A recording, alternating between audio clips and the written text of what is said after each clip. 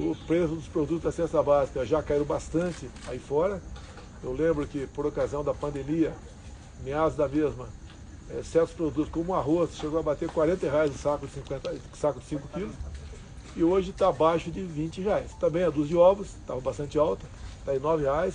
O óleo de soja estava em 13, está em 8, e a tendência é cair. Obviamente tem a participação do Banco Central, mas tem também a queda dos combustíveis, que foi via proposta legislativa, não foi nada feito por canetaço, por interferência, e foi domado, vamos assim dizer, o valor do imposto estadual e ICMS, bem como o governo entrou com a sua parte e reduziu os impostos federais do diesel, do gás já tinha reduzido lá atrás, da gasolina e do etanol. Isso tudo reflete numa projeção de um PIB nosso na casa dos 3% no corrente ano. E também a inflação abaixo da União Europeia, abaixo dos Estados Unidos, e pelo que tudo indica, esses números positivos persistirão, com reflexo imediato na vida de todos aqui no Brasil. Mês a mês, temos aí apresentado um superávit, né, de empregos na ordem de 250 mil por mês. Estamos abaixo de 9% a taxa de emprego no Brasil. Ninguém podia esperar isso, porque realmente foram um ano e meio, na verdade, muito difícil para o mundo todo, e não foi diferente para o Brasil a questão da economia. Então a gente fica feliz por ter pessoas competentes, pessoas que se dedicam, assim como o Paulo Guedes, obviamente, que indicou o Roberto Campos para o Banco Central, e o nosso Brasil, assim, como não é novidade para vocês, semana a semana, tem revisado seus números de economia para mais, com reflexo direto na vida de toda a população brasileira. Tá bom? Quer que continue? Por favor, presidente. Vamos lá, questão de política. A gente não para, faz contatos. Amanhã está previsto chegar aqui o prefeito de Manaus e também o prefeito de Sorocaba para anunciar apoio para nós. Essa semana estaremos em Balneário Camboriú, reunindo aí com mais da metade dos prefeitos de Santa Catarina. Também nessa semana estaremos no Rio Grande do Sul, reunindo com algumas centenas de prefeitos, e isso traduz-se em voto, porque na ponta da linha, quem está bem em qualquer grau de avaliação são os prefeitos.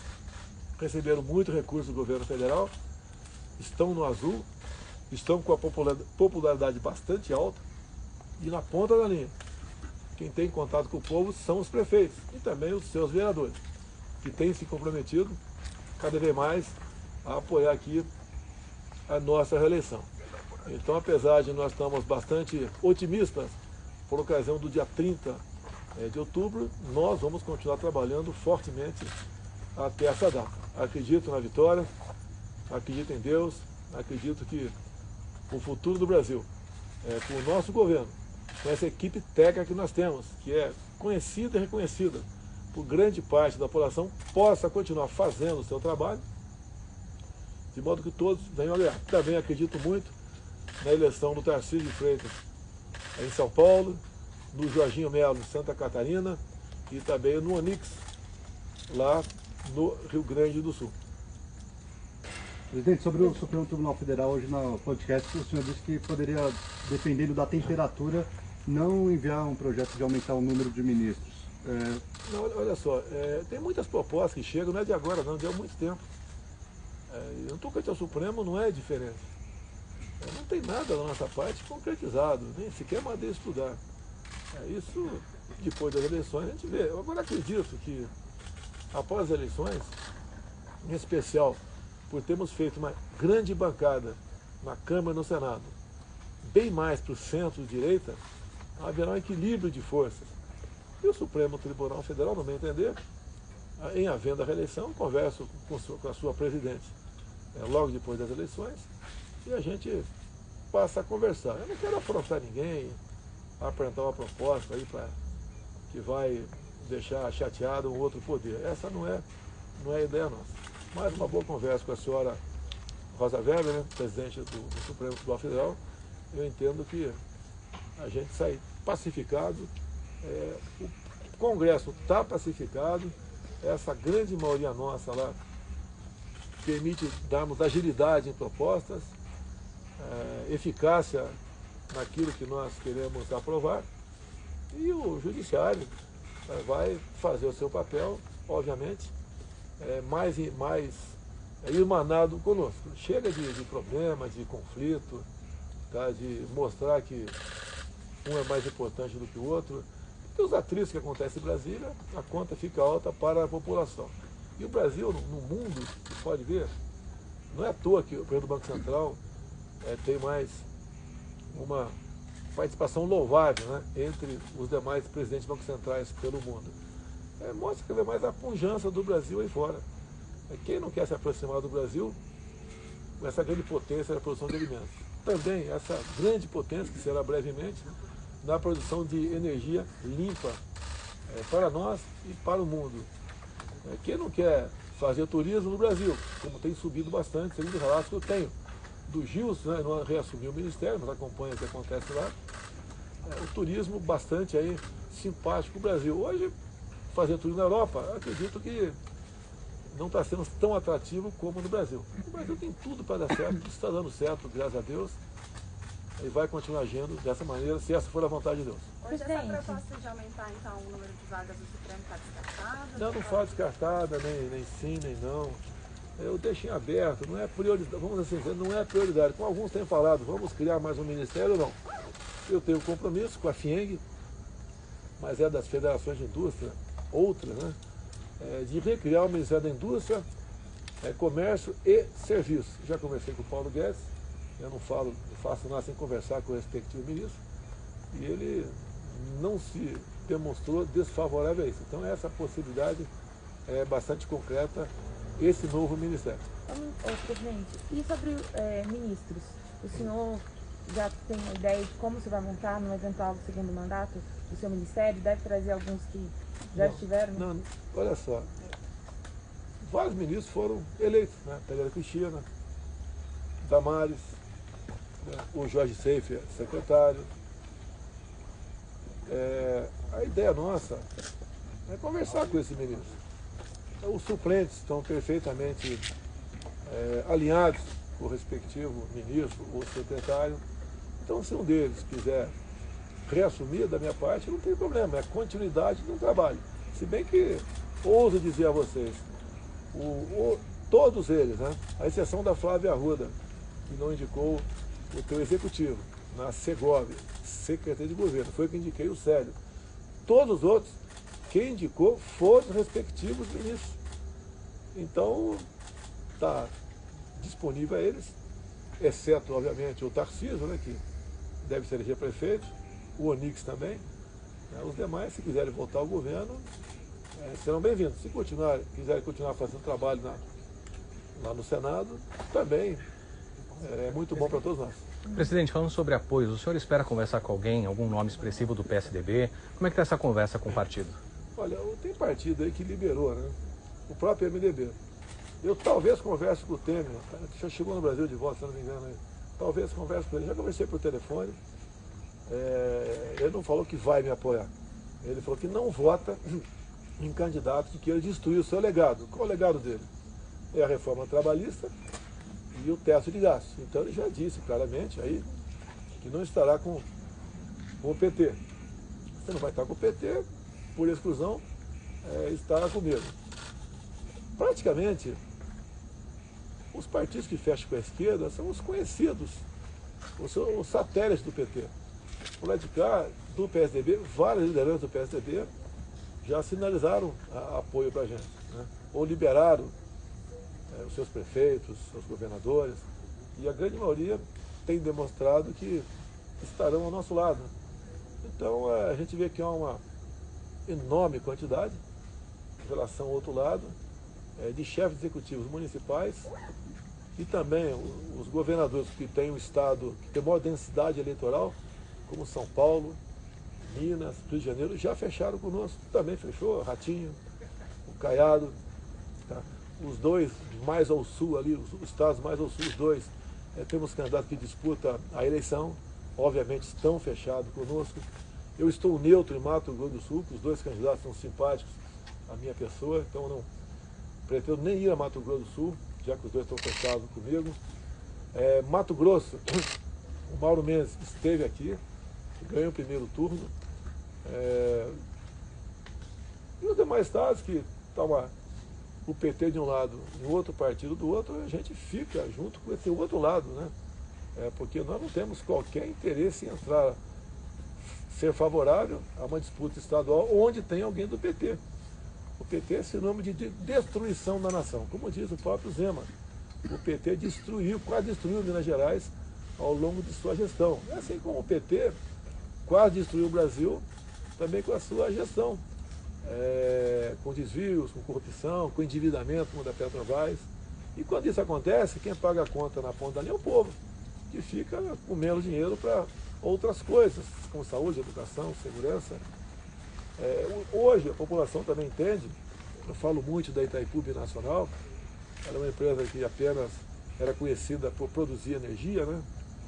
E de repente conosco, dado ao presidente, aos diretores que botamos lá, começaram a participar. Concluiu-se a segunda ponte para o Paraguai, num vão de 500 metros. Se fez a extensão do aeroporto de Foz do Iguaçu. Falta pouco para ser certificado a nova pista, e aviões de qualquer tonelagem do mundo todo vão passar a pousar lá, e não mais em outro país ali do lado. Isso reflete em ocupação, por exemplo, da rede hoteleira do lado do Brasil. Nós também, nessas questões aí de Foz do Iguaçu, né, Itaipu Binacional, já tem a terceira ponte, lá de Porto Murtinho, em andamento. Concluímos o asfaltamento da boiadeira. Ou seja, os Correios, né, que davam prejuízo, esse ano paga dividendos para os seus funcionários. Então, só tem notícia boa, dada a forma como eu tive, com todo respeito, né, coragem de montar o Ministério, porque não faltaram pressões para que, da forma como era feito no passado, essas indicações, né, tivesse um viés político partidário. Então o governo está indo bem. Hoje o Legislativo cada vez mais está alinhado conosco. Eu agradeço ao Legislativo, em especial desde quando o Lira assumiu, muita coisa foi para frente. E nós sabemos que quem conduz o Brasil é o Executivo e o Legislativo. E estamos realmente muito bem. Se Deus quiser, começaremos uma tremenda lua de mel a partir de fevereiro do ano que vem, quando essa nova bancada, como aqueles que foram reeleitos, assumem os seus postos lá na Câmara e no Senado. Com essa bancada, presidente, quais serão suas prioridades no segundo mandato aí? Olha, nós vamos querer mexer na questão por exemplo, da redução da maioridade penal. A grande maioria da população é favorável à redução da maioridade penal. Eu acredito que essa pauta seja possível a gente fazer, porque inibe aí marmanjos de 16, 17 anos cometer crimes aí fora, com a proteção do Estatuto da Criança e Adolescente.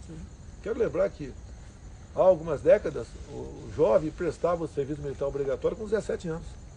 E nós evoluímos. Hoje um jovem de 16, 17 anos sabe muito bem o que está fazendo.